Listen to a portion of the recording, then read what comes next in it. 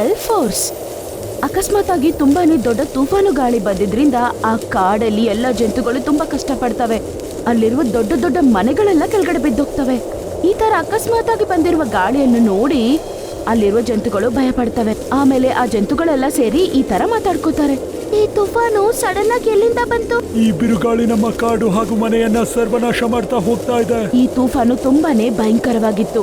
ಈ ಒಂದು ಗಾಳಿಯನ್ನು ನೋಡಿ ಆ ಜಂತುಗಳು ಎಲ್ಲ ತುಂಬಾನೇ ಭಯ ಪಡ್ತವೆ. 1-2 ಅವರ ನಂತರ ಈ ತೂಫಾನು ನಿಂತೋಗುತ್ತೆ.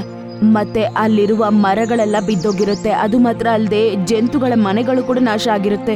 ನನ್ನ ಮನೆ ನಾಶ ಆಗ್ಬಿಟ್ಟಿದೆ. ನಾನಿನ್ಮೇಲೆ ಎಲ್ಲಿರೋದು ಗೊತ್ತಾಗ್ತಿಲ್ಲ. ನನ್ನ ಮನೆಯೂ ಒಡೆದೋಯ್ತು.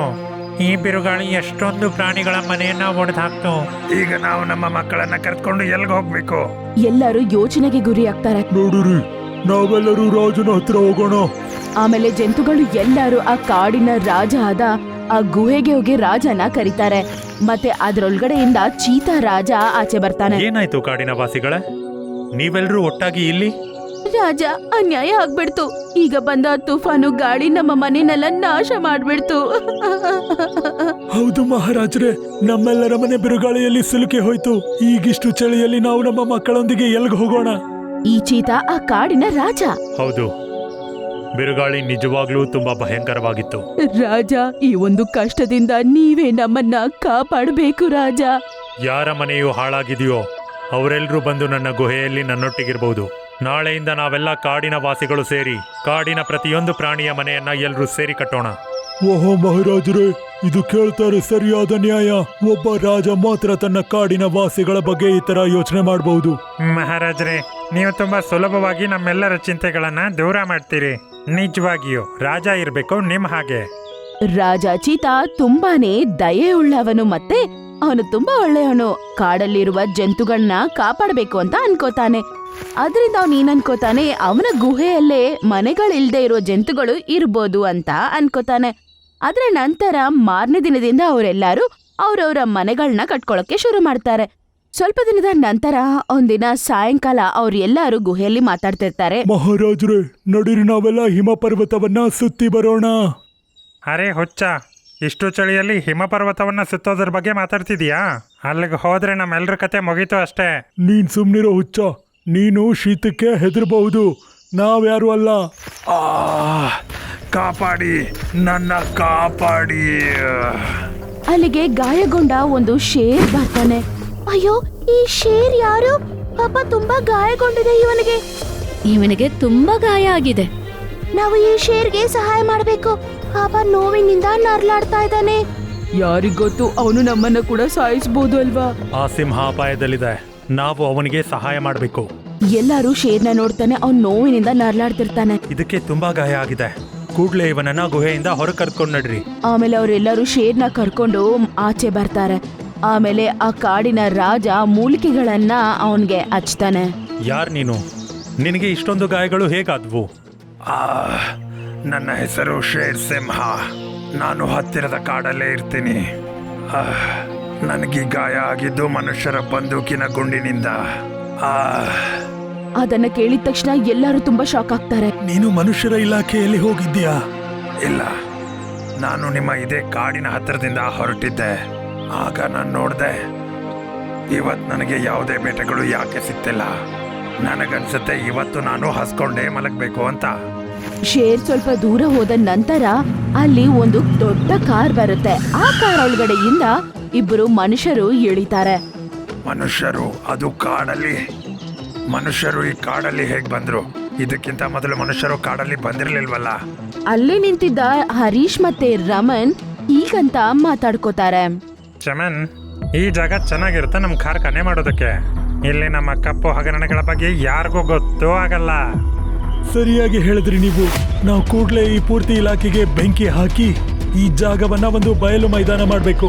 ಬರೀ ಒಂದ್ಸರಿ ಎಲ್ಲಾ ಮರಗಳು ಸುಟ್ಟು ಹೋಗ್ಲಿ, ಆಮೇಲೆ ನಾವು ನಮ್ಮ ಕಾರ್ಖಾನೆ ಮಾಡೋದನ್ನ ಶುರು ಮಾಡೋಣ. ಹೌದು ಚಮನ್, 2 ದಿನಗಳ ನಂತರ ನಾವು ಕೆಲವು ಮಷಿನ್ ಹಾಗೂ ಆಯುಧ ತಗೊಂಡ್ ಬರೋಣ. ಮತ್ತೆ ಈ ಕಾಡಿನ ಎಲ್ಲಾ ಮರಗಳನ್ನ ಬೆಂಕಿ ಹಾಕಿ ಸುಟ್ಟು ಬಿಡೋಣ.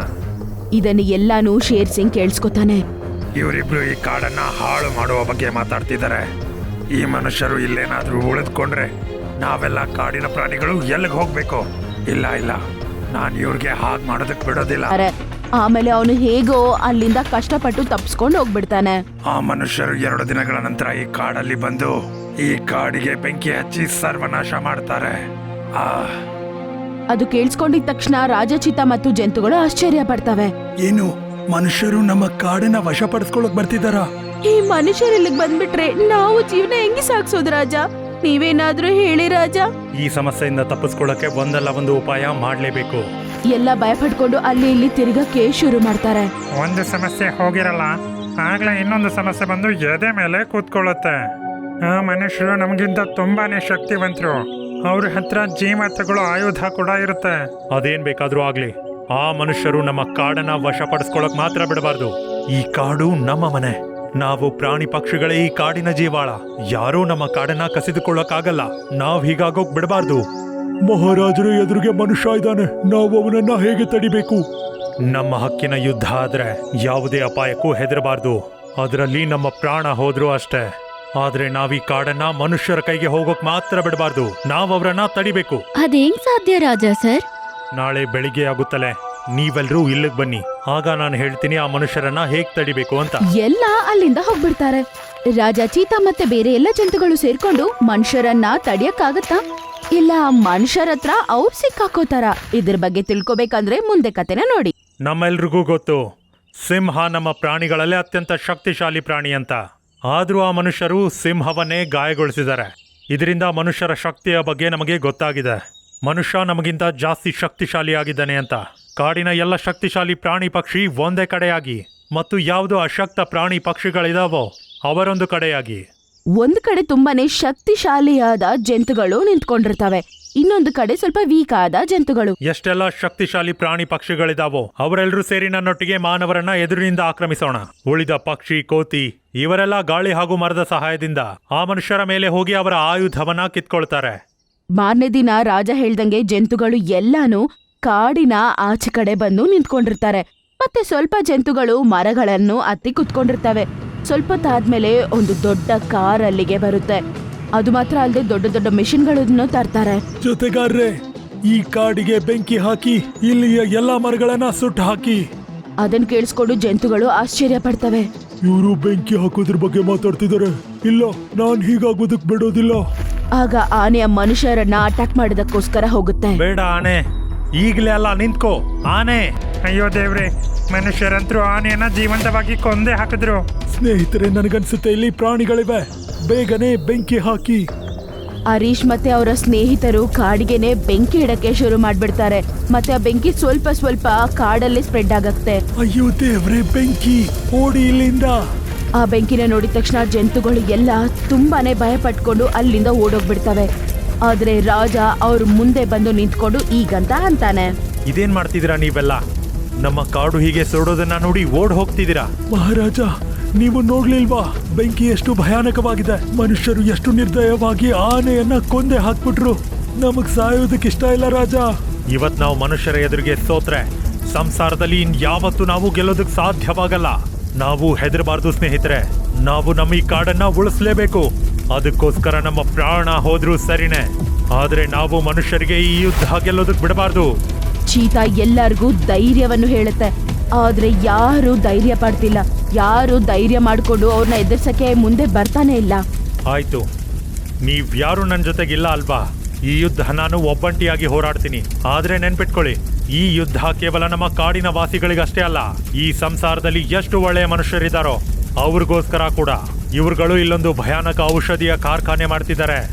ಇದರಿಂದ ಮನುಷ್ಯನಿಗೆ ತುಂಬಾ ನಷ್ಟವಾಗುತ್ತೆ. ಹೀಗಾಗಿ ನಾನು ಇವರಿಗೆ ಇವರ ಗುರಿಯನ್ನ ತಲುಪೋದಕ್ಕೆ ಯಾವತ್ತೂ ಬಿಡಲ್ಲ. ಹಾಗಂತ ಹೇಳಿ ಚೀತಾ ಅಲ್ಲಿಂದ ಓಡಕ್ ಶುರು ಮಾಡ್ತಾನೆ. ಆ ಬೆಂಕಿಯ ಮಧ್ಯೆನೆ ಓಡ್ತಾನೆ. ಅದನ್ನ ನೋಡಿದ ತಕ್ಷಣ ಬೇರೆ ಜಂತುಗಳು ಕೂಡ ಅವನ ಹಿಂದ್ಗಡೆನೆ ಓಡ್ತಾರೆ. ಅವರು ಧೈರ್ಯ ತಂದ್ಕೋತಾರೆ. ಅವರು ಹೀಗೆ ಹೋದ ನಂತರ ಅವ್ರು ಎಲ್ಲರೂ ಆ ಮನುಷ್ಯರನ್ನ ಅಟ್ಯಾಕ್ ಮಾಡಕ್ಕೋಸ್ಕರ ಹೋಗ್ತಾರೆ.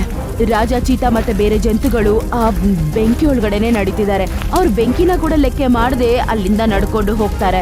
ಇಷ್ಟೊಂದು ಪ್ರಾಣಿಗಳು, ಸ್ನೇಹಿತರೆ ಇವುಗಳ ಮೇಲೆ ಗುಂಡು ಹಾಕಿ. ಆಗ ಮರದ ಮೇಲೆ ಇರುವ ಜಂತುಗಳು ಮೇಲೆಯಿಂದ ಸಡನ್ ಆಗಿ ಕೆಳಗಡೆ ಬಂದು ಅವ್ರ ಹತ್ರ ಇರುವ ಗನ್ ಅನ್ನು ಕಿತ್ಕೋತಾರೆ. ಅಲ್ಲಿಂದ ಓಡೋಗ್ಬಿಡ್ತಾರೆ. ಆಮೇಲೆ ಅಲ್ಲಿದ್ದ ಜಂತುಗಳು ಅವ್ರ ಎಲ್ಲಾರನ್ನೂ ಅಟ್ಯಾಕ್ ಮಾಡೋದಕ್ಕೆ ಶುರು ಮಾಡ್ತವೆ. ಐಸಿ ಅಲ್ಲಿರುವ ಬೆಂಕಿ ಒಳಗಡೆ ಬೀಸಾಕ್ಬಿಡ್ತಾರೆ. ಈ ರೀತಿ ಮತ್ತು ಈ ಒಂದು ಜಗಳದಲ್ಲಿ ಜಂತುಗಳು ಎಲ್ಲಾ ಮನುಷ್ಯರನ್ನು ಸಾಯಿಸ್ತಾ ಬರ್ತಾರೆ. ತುಂಬಾ ಜನ ಸತ್ತೋಗಿರ್ತಾರೆ. ಆದ್ರೂ ಅಲ್ಲಿ ಇನ್ನೂ ಸ್ವಲ್ಪ ಜನ ಮಿಕ್ಕಿರ್ತಾರೆ. ಅವರು ಪ್ರಾಣ ಕಾಪಾಡ್ಕೊಂಡು ಅಲ್ಲಿಂದ ಓಡೋಗ್ಬಿಡ್ತಾರೆ. ಸ್ನೇಹಿತರೆ, ಕೂಡ್ಲೆ ನೀರನ್ನ ತಂದು ಬೆಂಕಿಯನ್ನ ಆರಿಸಿ.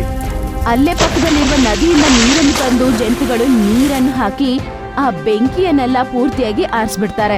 ಕಾಡನ್ನು ಕೂಡ ಕಾಪಾಡ್ತಾರೆ. ಸ್ನೇಹಿತರೆ, ನಿಮ್ಮೆಲ್ಲರ ಶೌರ್ಯದ ಮೇಲೆ ನನಗೆ ಹೆಮ್ಮೆ ಇದೆ. ನಾವು ನಮ್ಮ ಈ ಕಾಡಿನ ನಿರ್ಮಾಣವನ್ನ ಮತ್ತೆ ಮಾಡೋಣ. ಮನುಷ್ಯರು ಮತ್ತೆ ಈ ಜಂತುಗಳ ಈ ಜಗಳದಲ್ಲಿ ಜಂತುಗಳೇ ಗೆಲ್ಲುತ್ತವೆ. ಈ ತರ ಒಂದು ಸಂಭವ ನಡೆದ ನಂತರ ಆ ಕಾಡಿಗೆ ಆಮೇಲೆ ಯಾರೂ ಬಂದೇ ಇಲ್ಲ. ಆ ಕಾಡಲ್ಲಿರುವ ಜಂತುಗಳು ತುಂಬಾನೇ ಸಂತೋಷವಾಗಿ ಜೀವನವನ್ನು ಸಾಗಿಸ್ತಾರೆ. ನೋಡಿದ್ರಲ್ಲ ಸ್ನೇಹಿತರೆ, ನಿಮ್ಗೆ ಈ ಕತೆ ಇಷ್ಟ ಆಗಿರತ್ತೆ ಅಂತ ಅನ್ಕೋತೀನಿ. ಮತ್ತೆ ಇಂತಹ ಒಂದು ಸೂಪರ್ ಆದ ಕತೆ ಜೊತೆಗೆ ನಿಮ್ಮ ಮುಂದೆ ಬರ್ತೀನಿ. ಈ ಕಥೆಯಲ್ಲಿ ನಿಮ್ಗೆ ಯಾವ ಸೀನ್ ತುಂಬಾ ಇಷ್ಟ ಆಯ್ತಂತ ನಮ್ಗೆ ಕಮೆಂಟ್ ಮಾಡಿ ಹೇಳಿ.